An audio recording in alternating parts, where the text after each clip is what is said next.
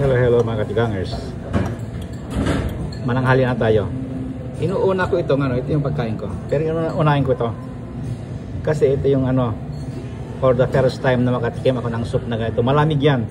Hindi mainit. At saka lalagyan mo yung nakalutang yan, lalagyan mo ng virgin olive oil.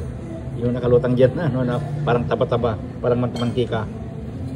Olive oil yan. At saka ito naman, lalagay mo ito parang garnish niya. Ito yung hipon na hinimay. Tapos mayroon siyang parang to sibuyas. Kaya tikman natin. First time kong makatikim itong malamig na soup. Tikman na natin bago tayo lilipat sa pagkain natin.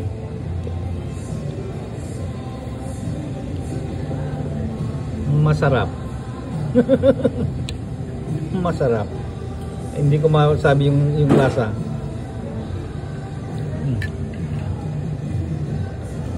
Masarap.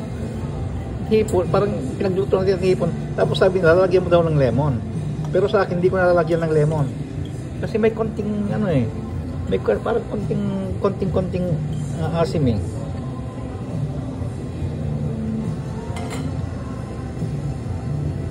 Parang seafood, parang gano'n, pero malamig.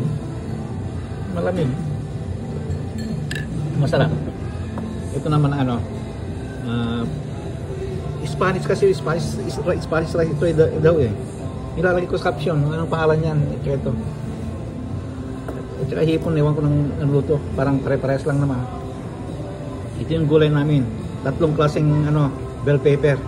May yellow yun nasa loob. Green, red. Itong cherry tomato naman, tatlo rin. Tatlo rin ang kulay, may purple, yellow, tsaka red. Ito hindi ko na alam ito. Baka pepper din ito. Chili din ito. Natin? Tusukin natin, tikman natin. Matigas. Ayan, matigas. Tikman ko para masabi natin kung ano to.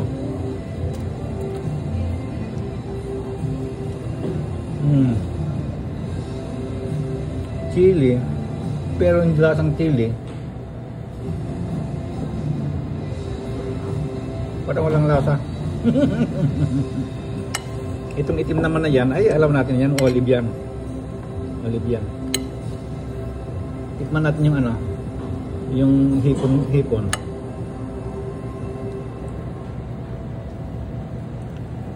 Masarap yung hipon. Pero ito matigas ito. Masarap yung hipon. Parang preskong-presko na lalasaan mo. Itong kain naman nila, tikman natin.